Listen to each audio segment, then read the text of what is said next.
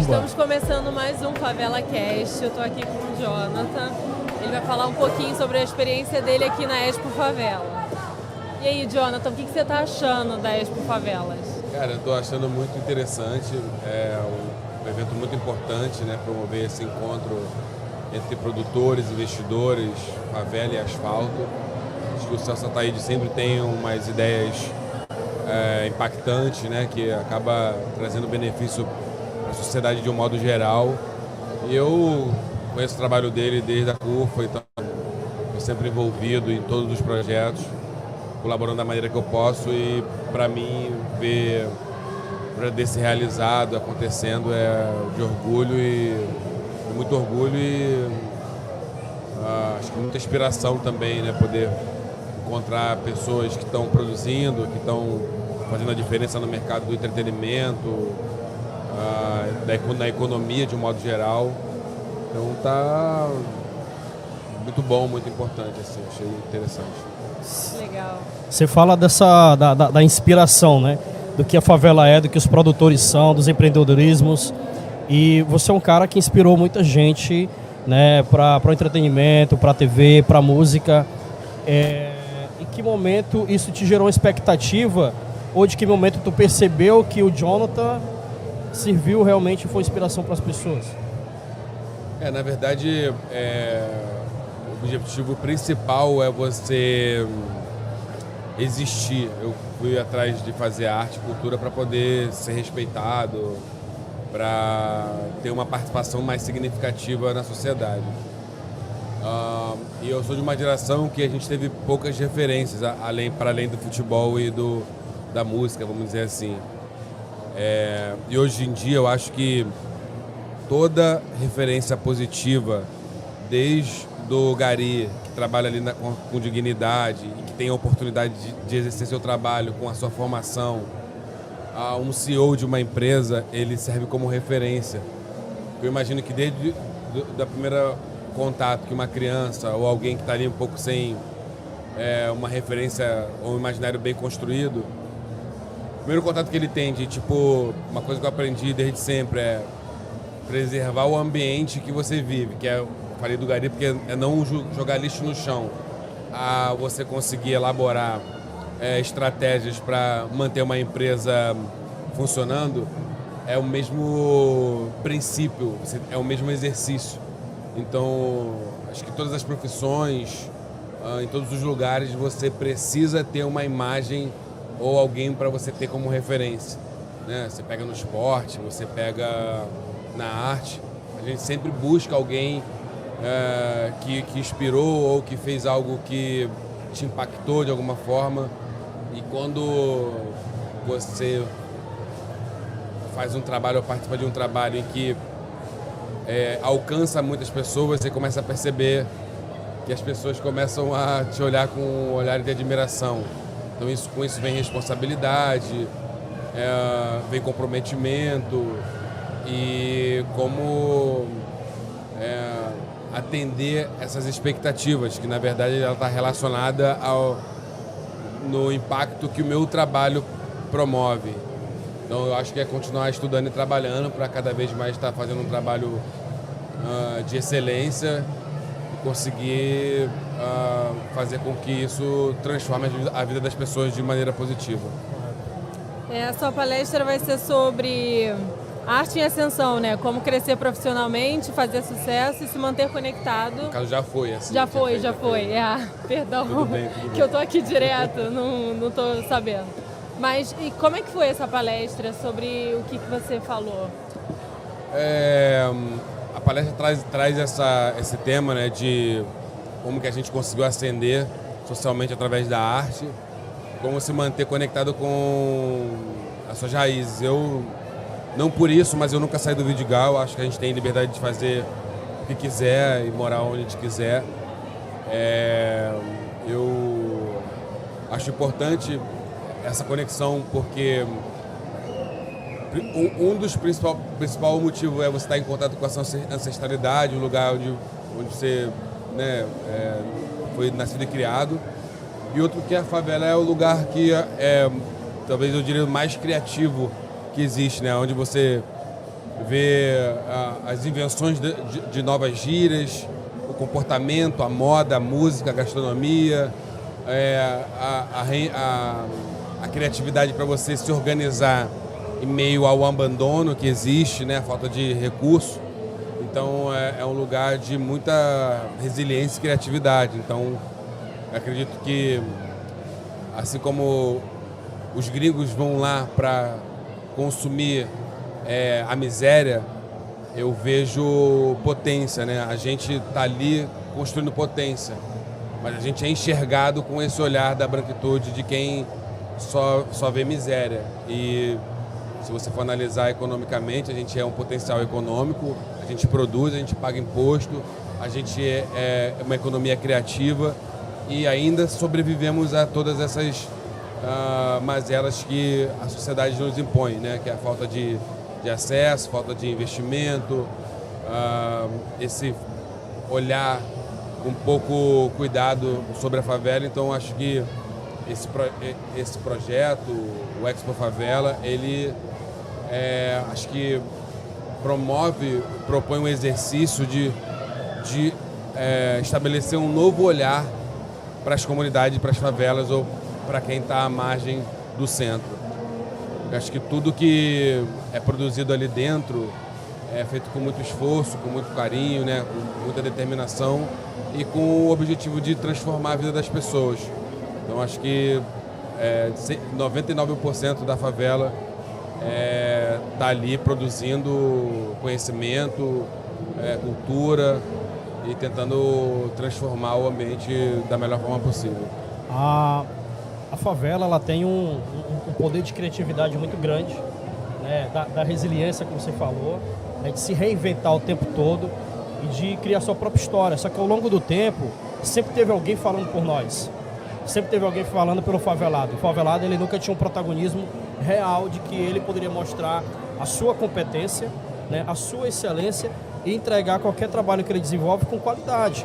A gente vê você fazendo papel na TV, a gente vê você na música e aí a gente traz o que o Celso fala, que a favela ela não é potência, que a favela não é carência, a favela é potência. Né? Como é que você vê hoje, por exemplo, você está no espaço hoje aqui da Expo Favela, a sua construção, né, de onde que você veio, e me parece que hoje as pessoas elas falam da favela, que é da favela, com muito mais orgulho do que antes. Total. Porque antes você via as pessoas que não colocavam seus endereços nos currículos. Mudava o endereço, exatamente. Não diziam onde estava.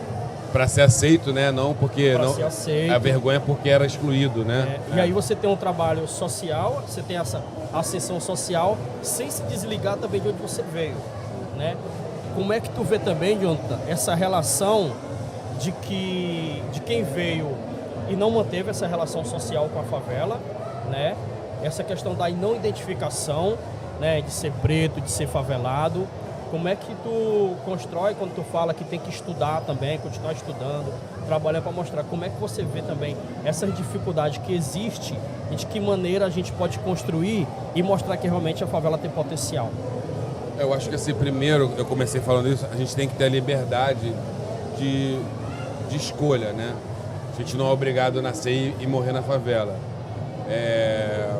Acho que quando você experimenta sair, eu já morei em outros lugares, você está buscando cidadania, você está buscando estrutura, está buscando um ambiente diferente do que é só aquilo que é oferecido para a gente dentro da favela, que a gente tem que considerar que é muito precário. Então, se você ascende socialmente, tem condições de melhorar de vida, automaticamente você pensa em ir para um bairro onde vai te oferecer as estruturas que está de acordo com o imposto que você paga. É a maneira que eu penso. Mas não quer dizer também que ficar na favela você não vai ter a mesma dignidade. Também tem um ponto que é sair da favela é estar vulnerável a ambientes que normalmente não vão te receber com acolhimento, né? Por exemplo, se você vai para um lugar tipo aqui a Barra, você vai ter que lidar com situações que você não está acostumado, com comportamentos que na maioria das vezes é muito mais para te excluir do que para te integrar. E aí eu costumo dizer que às vezes a inclusão pode ser tão violenta quanto a exclusão. Então acho que tem que ser uma questão de escolha da pessoa mesmo e enfrentar um novo desafio. Porque acho que em qualquer lugar você vai ter desafio.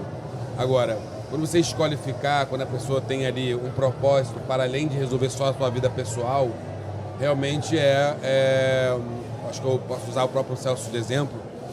Ele não continua morando na favela que ele nasceu, ele não continua vivendo na Cidade de Deus, mas talvez seja um dos agentes mais importantes para essas favelas.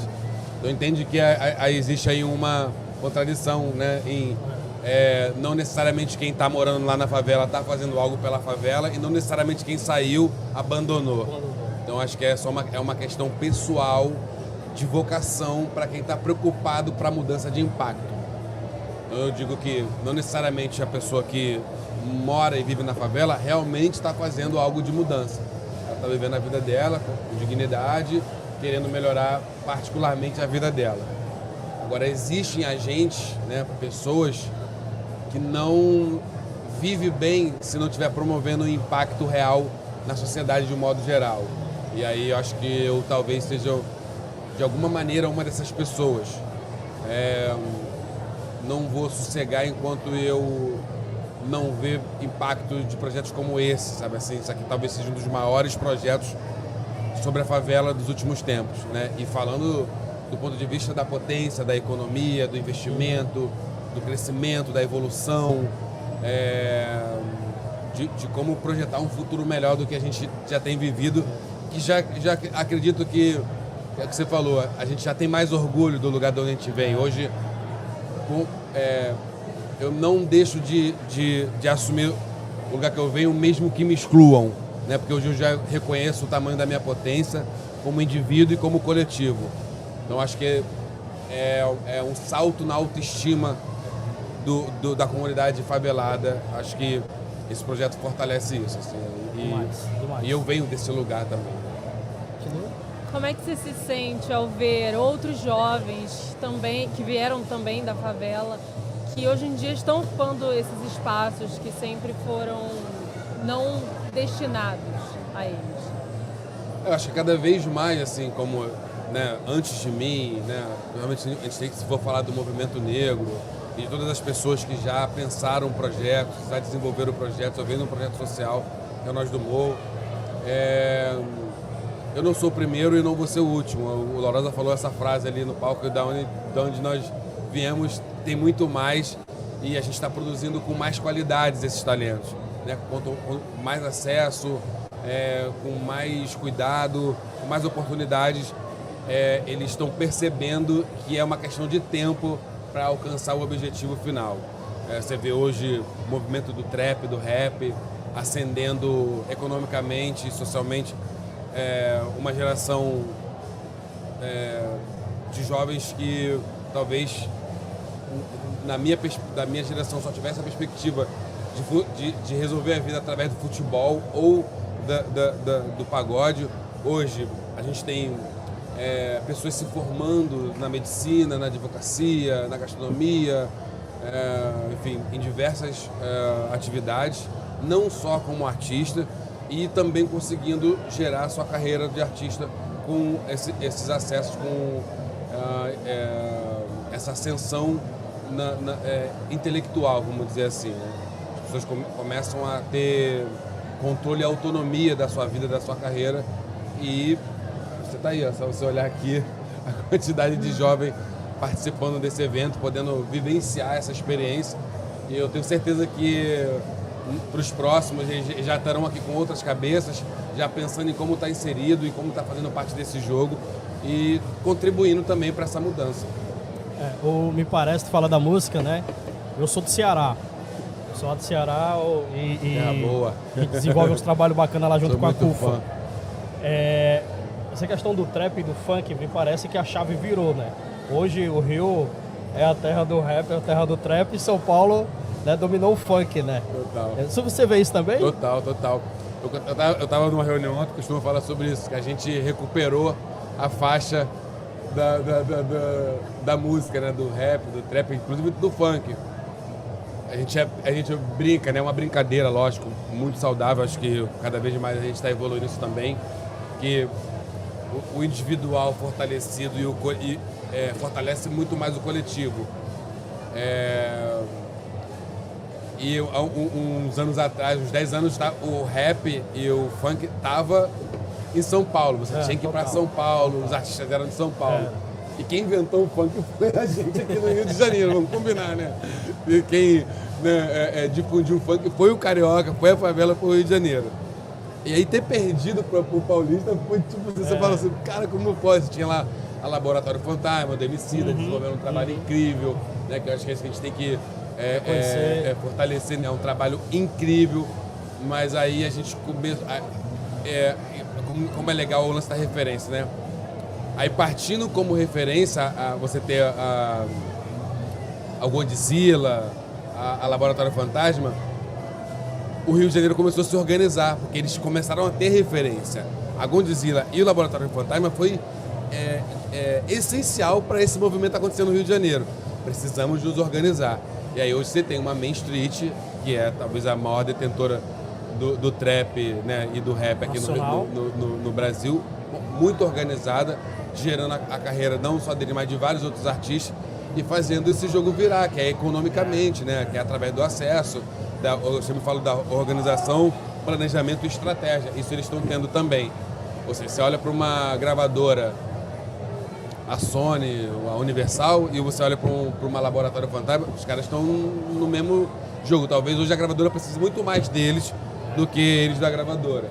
Então, acho que foi uma virada de jogo que impactou a vida de muita gente. Né? Total.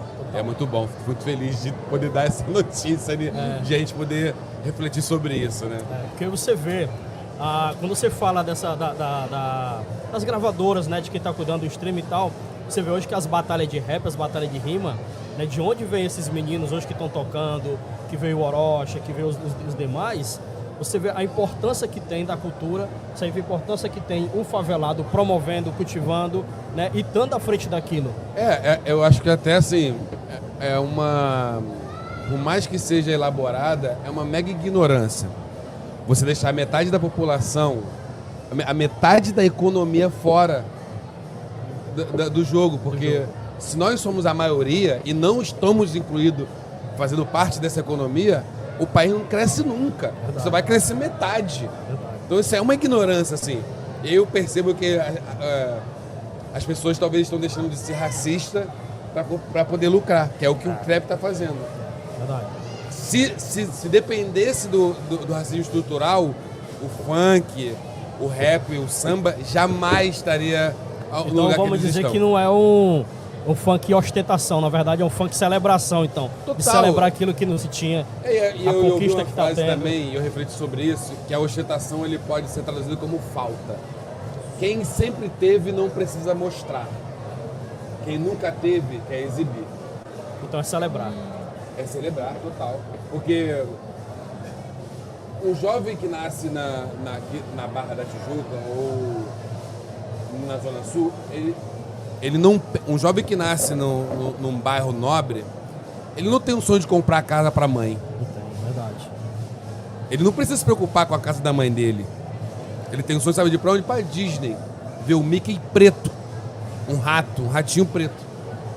O rato mais famoso é a descrição que você toca, ele é preto. O sonho do moleque é esse, não é tipo comprar a casa da minha mãe. O sonho da mãe preta é ver o moleque se formar. O sonho da mãe branca é ver esse moleque fazer faculdade em Harvard. Dando continuidade. Ou manter a sua herança. Então os sonhos são diferentes. Eu sonhei em comprar a casa da minha mãe. O moleque de um bairro nobre, ele não tá nem preocupado com isso. Quer nem saber se sua mãe tá de chinelo. Verdade. Então as perspectivas são outras. Se a gente for colocar a linha de saída para a linha de chegada, né? Em que lugar que a gente está na linha de nessa linha, saída, nessa partida, né? é verdade. Não, e sendo realidades tão diferentes, quando elas se chocam, como acontece quando acontece essa ascensão, né? É uma coisa incrível, porque as pessoas ficam abismadas do garoto da favela conseguir fazer algo tão maravilhoso, tão incrível quanto o outro que teve a oportunidade, né? No caso, se a gente for pensar assim, que é a cultura do excepcionalismo, né? Você só consegue funcionar se você for um Pelé, se você for um Lázaro Ramos, se você for um Orochi. Se você é comum, você faz o quê? Então, assim, o Orochi eu sei que ele vai ter chance, porque ele é excepcional. Agora, e o garoto comum? E a garota comum?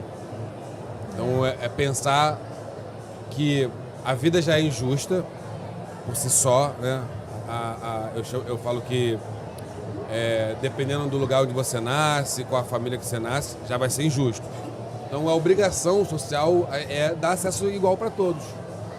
A oportunidade, porque assim, acabar com a desigualdade é quase impossível, mas promover o acesso para todo mundo, isso é mais do que possível, é uma obrigação. Eu queria te perguntar assim, o que você acredita que hoje as nossas figuras de autoridade, né, os nossos políticos, poderiam estar fazendo para que isso se tornasse mais viável?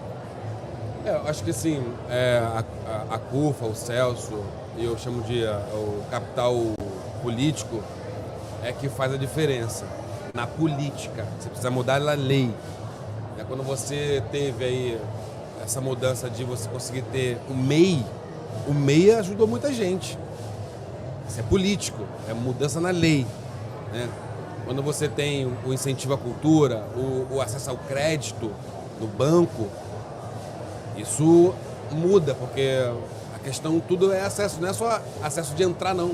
É acesso de econômico, acesso intelectual,